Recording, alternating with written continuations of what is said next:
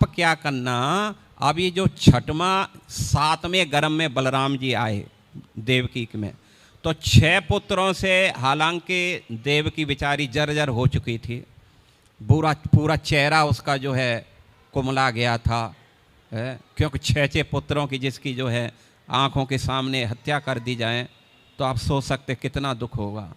लेकिन जैसे ही बलराम आए, हालांकि माता देवकी को बहुत दुख था, लेकिन जैसे ही बलराम आए तो हर्ष शोक विवर्धना, माता देवकी का जो सौंदर्य था मानो हजारों सूर्य उसके अंदर प्रवेश कर गए हैं, ऐसा उसका सौंदर्य बढ़ गया था। और जो है उसकी जो झुर्री पड़ गई थी, बिल्कुल शरीर जो है सूख गया था बलराम के आने से। एकदम माता देवकी जो है फिर से जो है बिल्कुल जैसी शादी हुई थी उससे भी और अच्छी बन गई थी, और मन में खूब आनंद हो रहा था उनको। बिल्कुल 6 बच्चों की जो टेंशन थी सब खत्म हो गई है। लेकिन हर्ष शोक, उस समय भी थोड़ा शोक था। शोक क्या था? हर्ष तो हो रहा था कि ये मेरा जो बच्चा है ना, ये कोई साधारण बच्चा नहीं लग रहा है, लेकिन शोक इसी बात का हो रहा था कि दुष्ट कंस ने जैसे मेरे 6 बच्चों को मेरी आंखों के सामने मार दिया है, मौत के घाट उतार दिया है, कहीं ऐसा न हो कि 7वें बालक को भी कंस मार दे। इसलिए कभी कभी वो शोकाकुल हो जाती थी। तो भगवान ने कहा माया से तुम क्या करो, उस बच्चे को लेकर के जाओ। भगवान ने बच्चे को जो है कहा कि जो रोहिणी है माता, ये भी वसुदेव की ही पत्नी है और बड़ी पत्नी है, इसलिए तुम जब उस बच्चे को लेकर के जाएंगी तो भगवान ने बच्चे का नामकरण भी कर दिया था पहले ही। ये भगवान है, कृष्ण बलराम दोनों क्या हैं? भगवान हैं।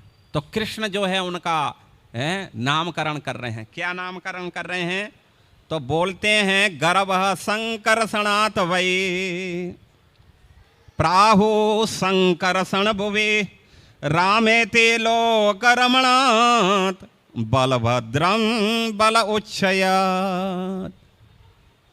भगवान श्री कृष्ण ने कहा कि देखो तुम जब वसुदेव की पत्नी के गर्भ से उस 7वें बालक को लेकर के जाएंगे, ये 7वां बालक कोई साधारण बालक नहीं है, ये साक्षात क्या है? शेषस्य धाम मामकाम, अनंत शेष हैं ये। और देखा जाए तो धाम का, ये मेरा धाम है। धाम का मतलब जहां धामी रहता है। बलराम जी भगवान के, हम जो है इस कुछ संक्षेप में जा रहे हैं, ऑलरेडी हमने पहले वर्णन कर दिया था कि बलराम जो हैं भगवान की ऐसी कोई भी सेवा नहीं जो बलराम जी नहीं करते हैं। तो 5 रूपों में जो है संसार के अंदर सेवा करते हैं। संकर्षण, कारणोदकसाये, गर्भोदकसाये, पयोदकसाये और शेषस्य। संकर्षण के रूप में जो है ये नाम यहाँ हो रहा है, संकर्षण है। तो संकर्षण का मतलब जो है कृष्ण ने कहा था कि जब तुम देवकी के गर्भ से उस बालक को लेकर के कर्षण करके लेकर के जब तुम रोहिणी के गर्भ में इसको स्थापित करोगी तो इसलिए इनका नाम पड़ेगा, बोलो संकर्षण भगवान के। तो ये संकर्षण भगवान नाम है। इन्हीं संकर्षण के आशीर्वाद से, कृपा से आप देखेंगे आकाश में जो है अनंत अनंत तारागण हैं जो पृथ्वी से लाखों लाखों गुना बड़े हैं, लेकिन फिर भी वो जो है ऐसे तैर रहे हैं जैसे कोई जो है गुब्बारा तैर रहा हो। कैसे तैर रहे हैं ये सब? ये भगवान संकर्षण के शक्ति से तैर रहे हैं। और दूसरा जो है गर्भोदकसाई, जितने भी ब्रह्मांड हैं, जैसे ब्रह्मांड हमारा, इसके ब्रह्मा जी 4 मुख हैं, ऐसे ही 8 मुख वाले हैं, 16 मुख वाले हैं, 1000 हैं, लाख लाख मुखों वाले ब्रह्मा हैं। और जिस ब्रह्मा का जितना मुख बड़ा होगा ब्रह्मांड उतना ही बड़ा होगा। तो हमारा ब्रह्मांड तो देखा जाए तो सबसे छोटा ब्रह्मांड है। ऐसे ऐसे अनंत अनंत ब्रह्मांड हैं। तो वो जो है बलराम जी क्या करते हैं? पहला संकर्षण के रूप में, फिर संकर्षण से फिर जो है एक जो है क्या नाम है, जो इसको बोलते हैं जो है क्या नाम है, जो इस ब्रह्मांड का संचालन करता है 3 विष्णुओं के रूप में। पहला है कारणोदकशाही विष्णु है। ये कारणोदकशाही विष्णु क्या करते हैं, इनसे ब्रह्मांड निकलते रहते हैं, अनंत अनंत ब्रह्मांड निकलते हैं। फिर गर्भोदकशाही विष्णु दूसरा जो है, उनसे गर्भोदकशाही होगा। ये क्या काम करते हैं, एक काम ये करते हैं कि जो ब्रह्मांड निकले, अब ये गर्भोदकशाही विष्णु क्या करेंगे, आधे को पहले जल से भर देंगे और उसमें वो क्या करेंगे, सहन कर जाएंगे। माता लक्ष्मी जो है साथ में रहेगी अनंत शेष पर, और उनकी नाभि से फिर क्या निकलेगा, कमल निकलेगा, जो ब्रह्मा जी का जो है कमल से जिसका प्राकट्य होगा। और ब्रह्मा जी फिर क्या करेंगे, जो जीवात्मा है, सारे जीव जो है ब्रह्मा जी निर्धारित करते हैं किसको कौन सा शरीर दिया जाएगा, उसके कर्म के अनुसार फिर ब्रह्मा जी जो है शरीर निर्धारित करते हैं। और माया देवी फिर क्या करती है, क्योंकि वो स्त्री है इसलिए वो शरीर प्रदान करती है उनको, जीवात्माओं को।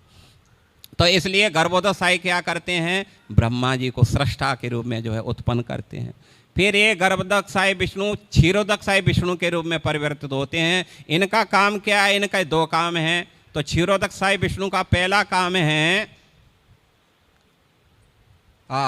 क्या नाम है, जितने भी अवतार होते हैं, रामादि मूर्ति सुकला नियमित, राम नरसिंह बराह मत्स्य कूर्म आदि जितने भी अवतार होते हैं सब क्षीरोदकशाही विष्णु से होते हैं, ठीक है ना। और दूसरा है कि भगवान परमात्मा के रूप में सब जगह व्याप्त है, हर व्यक्ति के अंदर परमात्मा है। तो ये क्षीरोदकशाही दूसरा परमात्मा के रूप में अपना विस्तार करते हैं। और अंत में 5 में रह गए अनंत। और अनंत क्या करते हैं, अनंत जो है जिसका अंत नहीं है। अनंत के 2 काम हैं। पहला काम है अनंत मुखों से भगवान अनंत के गुणों का जो है गुणगान कर रहे हैं अनंत अनंत वर्षों से।